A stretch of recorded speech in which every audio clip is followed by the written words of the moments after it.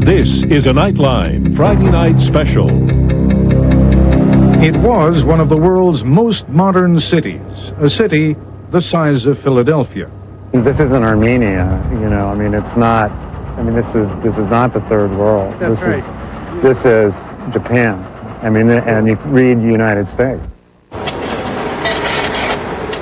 Where now hundreds of thousands of residents are left searching for food, for warmth, for loved ones. Imagine if this was your life. This was your house, your family, your relatives. When you get to this magnitude of the suffering and devastation, it's stunning. It's just stunning. Tonight, aftershocks, living in the wake of the Kobe earthquake.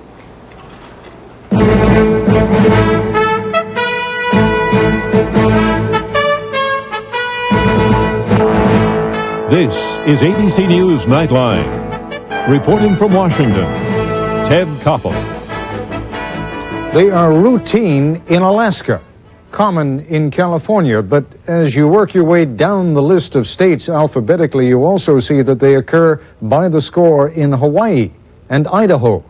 They are less frequent in Illinois and Missouri, but they happen there.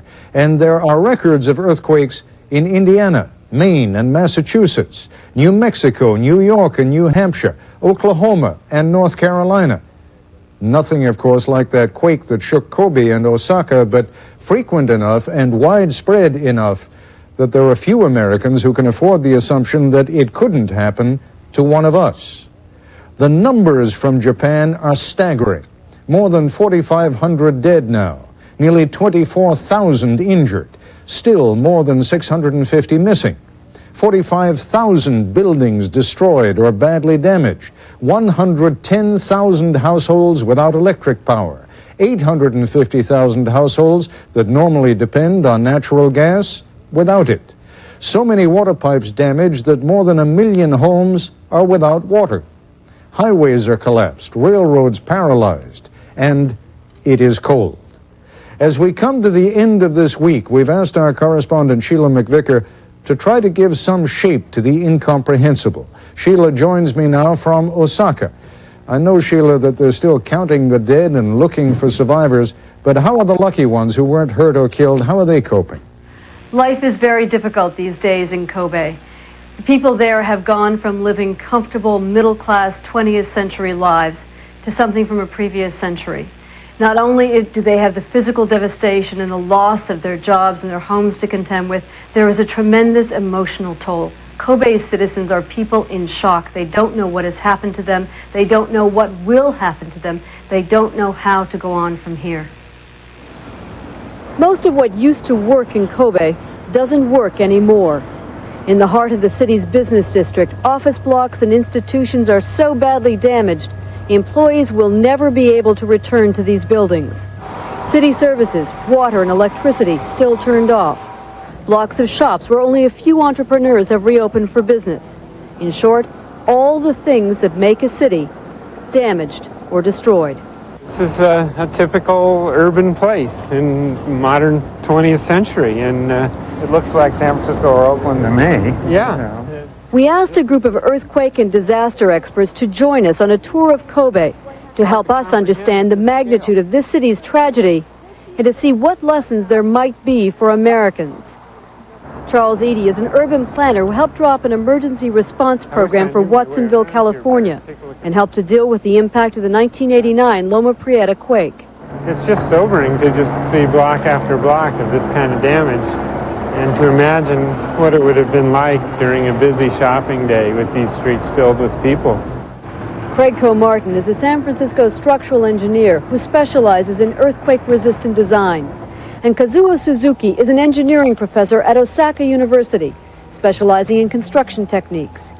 For these specialists, this is not just a tour through devastation, but an opportunity to see firsthand what happens when a big quake strikes a major modern city, a city that could be American. This is a unique experience. This is the first time that an earthquake of this size has struck an urban area like Kobe. I mean, these are modern, relatively modern structures. Some of them did quite well, others didn't. And I think in California and the United States, we need people need to see this and hopefully learn from it, because it is painful, but there is an economic consequence, and here it is. We're looking at it. None of California's recent earthquakes have come close to causing this kind of damage. Building after building, row after row. See, this is what is so incomprehensible, is in Northridge, Loma Prieta, and those earthquakes, you had pockets of concentrated damage. Whereas here you've got block after block, building after building, mile after mile. The downtown, and then there'll be the housing areas, and none of it is going to be salvageable. They're going to be hauling this stuff away for months. On virtually every street corner, there are buildings that have been reduced to rubble and scrap metal. The panels on the outside look like they're precast concrete. They've started to shed off. And then up in this area, you can see that these columns collapsed, and the building is tilting towards us, actually. So there was a collapse, partial collapse of that story, 1, 2, 3, third story, I guess. Oh, right, there's a story. Right, there's a whole floor in there that's sort of there's a missing. whole floor. It's See, been right pancaked. here is pancake. Right, yeah. right. Now, should that building, do you think, have been able to withstand an earthquake like this one?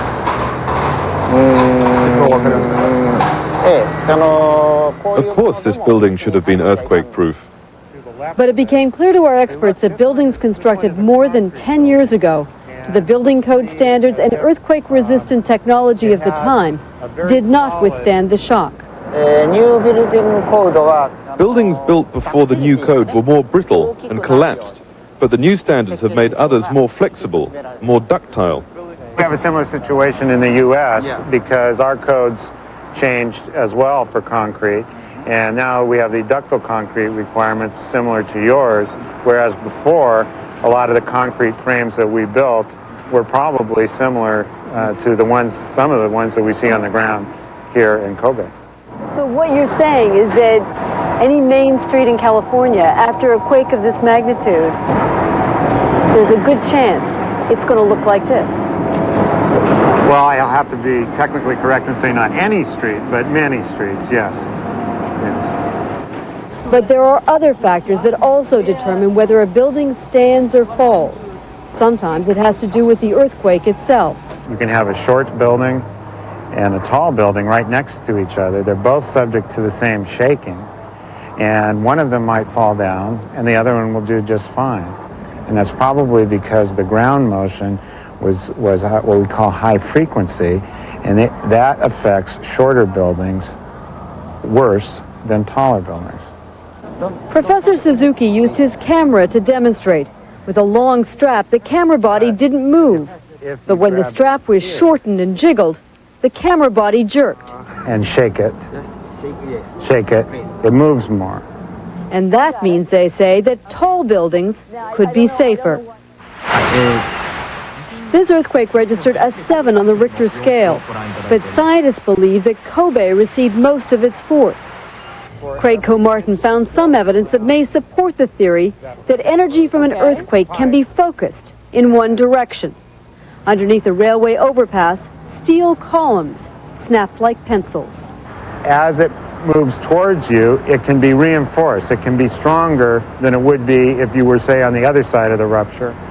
And sometimes what happens is that those forces build up to a very strong impulse that hits structures very strongly early in the earthquake. And that can cause brittle fractures like those. And in Kobe's port, Japan's second largest, the giant cranes that load and unload freight have buckled with the force of the impact. This wall failed, and so when it moved, this crane just jumped off its rails back here by about a meter. That's incredible. Most of the port is built on landfill that dropped nearly 10 feet. It will be years before this port can again handle great volumes of imports and exports. And that means fewer jobs. Obviously, for the people who have jobs here and live in Kobe, I mean, the personal impact for the employment situation for the families is devastating. The Kobe earthquake, 25 seconds that stole jobs, homes, and lives. When we come back, Part 2 of Sheila McVicker's report, The Human Toll.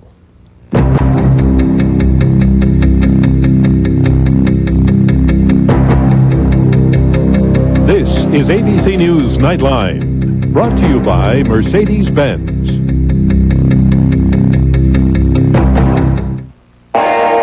Life is a series of roadways, and if you want to get anywhere, you've got to get off that bench and play, move into that merging lane. So you check your mirror, but an 18-wheeler with 30 tons of persuasion is saying, "Oh no, sister, you're not coming in here." Should you go? Stay? You point your big toe to the floor. You go. 275 horses and a 32-valve V8 respond, "I am engine, hear me roar."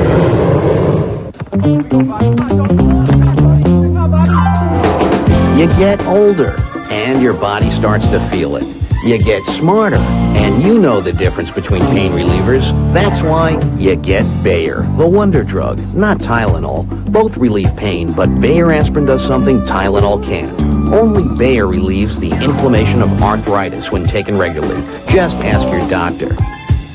You get older, you get smarter, you get Bayer.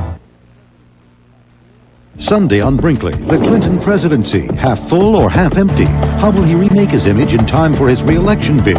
Chief of Staff Panetta and Senator Kerry Sunday. Ladies and gentlemen, now's the time to save on cable TV and the premium channels. Cable is late-breaking news, the hottest videos, sports that just won't quit. Cable is fun, fast, and round the clock. And it really swings with the non-stop excitement of the premium channels. HBO, Showtime, Cinemax, the movie channel. So get to your phone now and save. Call 1-800-CABLE-ME and get installation for as low as $4.95 when you subscribe to cable and premium TV.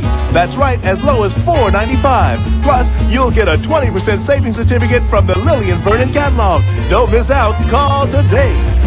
Cable TV and the premium channels. Get them now.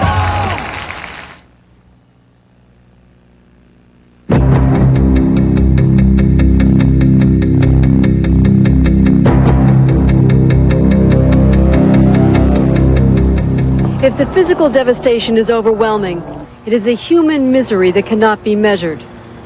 There are neighborhoods all over Kobe that look like this. Wood-framed houses collapsed, whole blocks burned. We saw this stuff 5 miles, 6, 7 miles that way. Same scene repeated over and over again. The scale of it is, this is what's new about this, is the scale. Sort of urban failure, basically. This isn't Armenia, you know. I mean, it's not. I mean, this is not the third world. That's This is Japan.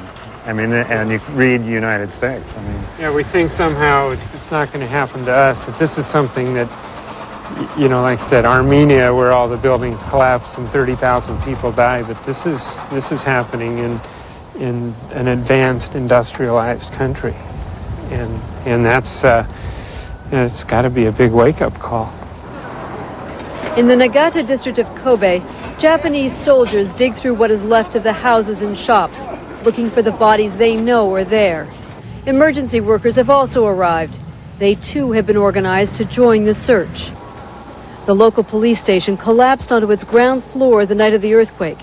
Residents report missing relatives to officials working in a tent across the road. In the debris, the remnants of human life. Photo albums lie open. A couple search through the ruins of their house for a few bowls and cups. People are just trying to find any one little thing that they can grab onto out of this rubble that will mean something to them, that they can hold on to, that carry them forward. And look at up here. You've got a little shop owner who's setting up, trying to, just do what he can to be. This is his neighborhood. This is his area. Imagine if this was your life. This was your house, your family, your relatives. That was the thought that I had as we were walking through those other residential areas, is what if I drove home and found something like this at my house with my family inside, or, you know. Professor Suzuki went to ask a man from the neighborhood when the fires started to reduce the neighborhood to ashes. The story he was told was unbelievable. The earthquake happened just before 6, and the residents say that by 7, the fire had already reached here. No chance. The fire came so quickly there was no time to help the people buried in the buildings that collapsed. A family carefully sifted through the ashes of their house. They were searching for fragments of bone, all that was left of those who died there.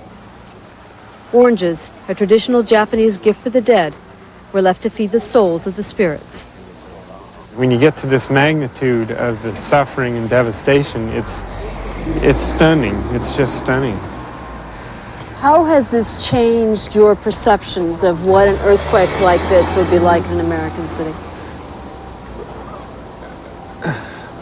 Well, I think, again, as Craig said, it makes me realize how quickly it could happen, how suddenly it could happen, and also how even if we have plans, and even if we have prepared for emergency response, and even if we have mutual aid agreements and all of these things, that a disaster, by definition, is the most overwhelming event that a human area can suffer, and you can't keep up with it. It's so big, and it could be so big, and this is so big that you just realize what it means to have a disaster. And if there's any message for people, it's to, you know, we really have to take a hard look at what our level of preparedness is and the things that we ought to be thinking about, because it will happen.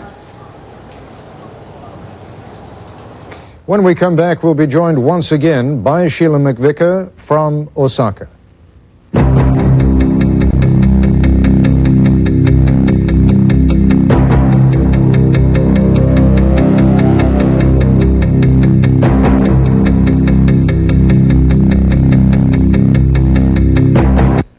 I recently joined AT&T for their basic service. Then I decided to analyze what I was paying for long distance. So I lay down there and I said to myself, Joyce, yes, why are you paying America's highest rate to AT&T when you could save 25% on every call by joining MCI's new friends and family? So I took my advice and joined. Then I said, thanks, Joyce, and you're welcome. But call me Dr. Brothers. New friends and family. When you spend just $10 a month, you save 25% on every call. It's morning in Detroit, and Ford designers are working on a concept car. In Brazil, a class of engineers studies a new engine. In England, a Ford-powered car drives to victory. In Australia, a Ford returns from an endurance run. And back in America, the Lincoln Mark 8 gains yet another admirer. This is Ford, a world of 325,000 people in 30 countries, where the pursuit of quality never stops. Temple takes on conference rival UMass. Duke invades Florida State, or other regional action. It's Pizza Hut College basketball, Saturday on ABC. In testing, the Lexus GS cornered better than the BMW 540i.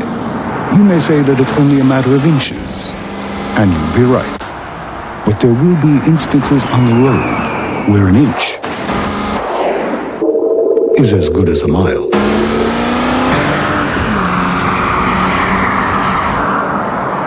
And the GS is thousands less than the 540i at Lexus of Nashville.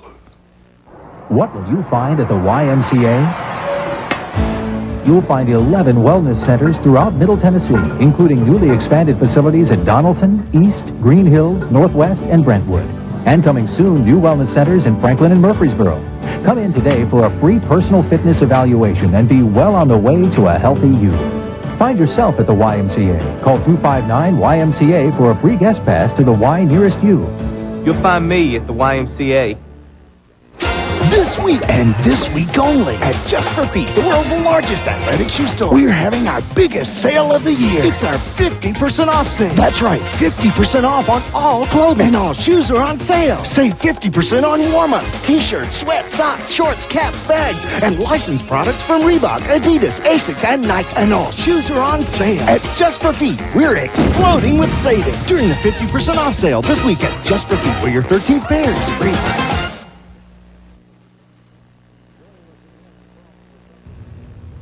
Joining us again from Osaka, Japan, ABC's Sheila McVicker.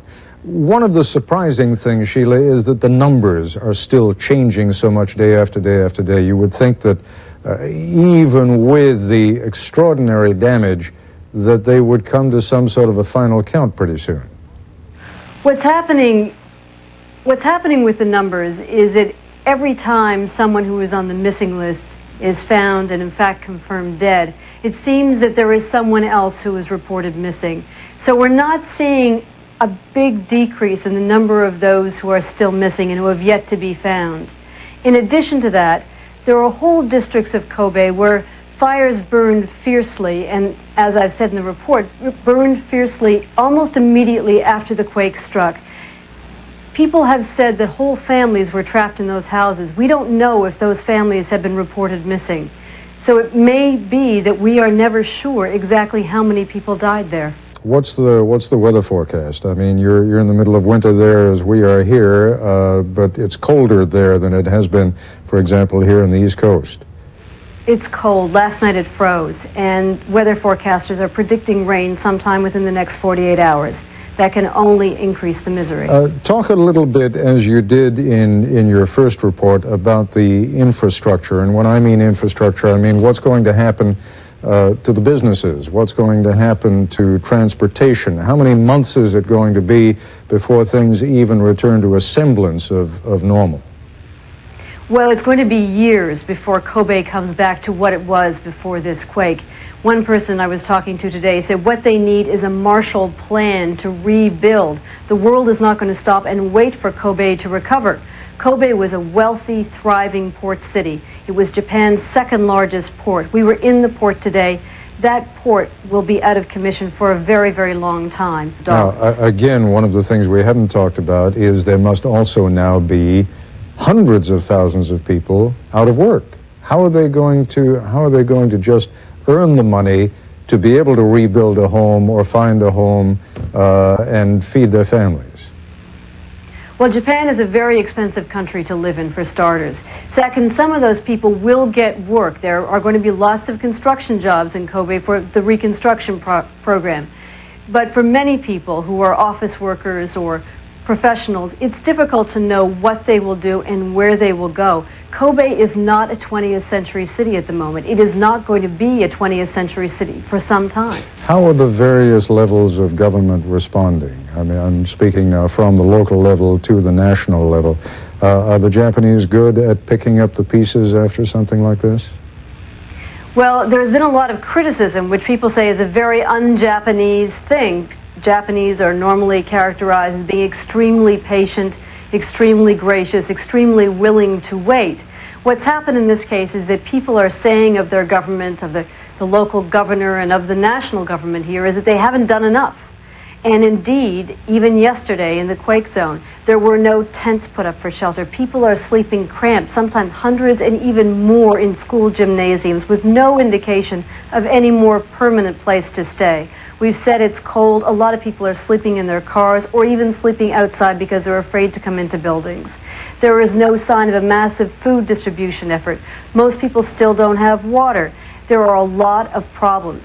The government has big transportation problems. The roads are gone, the railroads are gone, but there's no sign that they're utilizing the port facilities that still exist to move in massive amounts of supplies. And people are getting angry and impatient. Sheila, you are one of our firewomen who has covered practically every disaster that's happened over the last few years. In terms of the emotional impact on you, put this into some sort of perspective, would you? You know, there's one thing that the pictures can't show you. We can show you all the destruction. We can show you a lot of the misery. But what I don't think we can really show you is the look in people's eyes. And I thought I knew what I was going to see when I went there today. And I was shocked. There is a vacantness and a loss and just an incomprehension in some of these people. They have lost, if not physically their lives, they have lost the fabric of their lives. And many of them just don't know literally what they will do. Sheila McVicker, thank you very much. I'll be back in a moment. You know, a Carnival cruise is the best vacation value going. You can enjoy fun days at sea, fun-filled nights, fabulous food. Oh boy, you can say that again. Great Scott, Willard, what are you doing out here? Kathy, I'm having the time of my life. Take a 3-, 4-, or 7-day vacation on Carnival, the most popular cruise line in the world. Boy, I can't wait until the midnight buffet. You think you'll have any room left? What are you, a comic? I love your books. I'd like to see them breathe. Peter's talking to a Hollywood big shot. I'd like to see them come to life. I'm thinking big screen. 3,000 miles away, and you can see his face in perfect detail. Unfortunately. Personally, I feel like we're a family already. Personally, I don't want to be in his family. Sounds good. Yeah. I'd like to see it fleshed out a little. Watch your pockets, guys.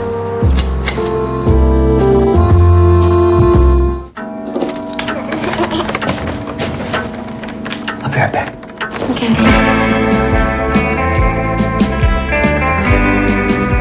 The new Trooper Limited from Isuzu is thoughtfully equipped with stuff like dual airbags and extra skid plates, so that you're always prepared no matter where you go.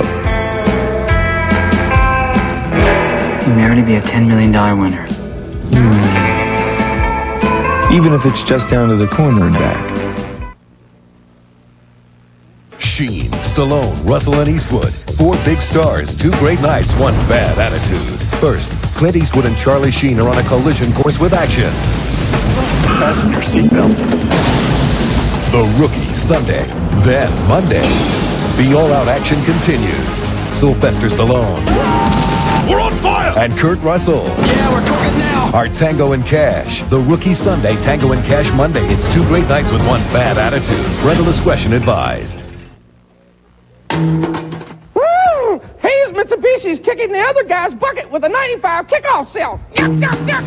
Hayes Mitsubishi does it right, and their 95 kickoff sale is no exception. We're offering big discounts on top of double rebates. For instance, your choice, a 95 Mirage Coupe or a Mighty Max pickup for $85.88, and that's with nothing down. See what I mean? Hayes Mitsubishi does it right. Certainly.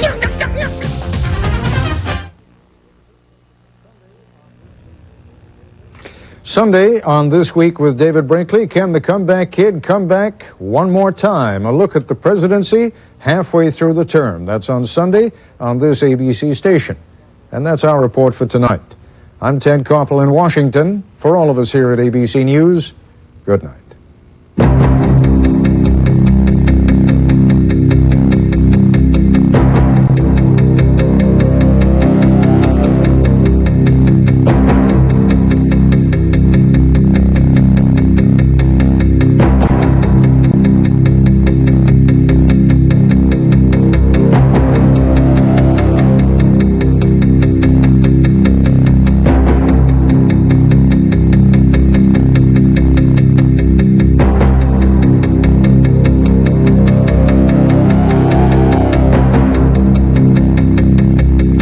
For more information about Nightline on America Online, call 1-800-308-4100. For video cassette inquiries, call 1-800-ABC-7500.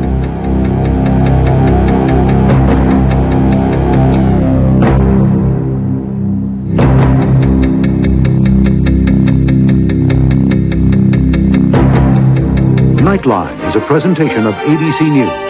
More Americans get their news from ABC News than from any other source.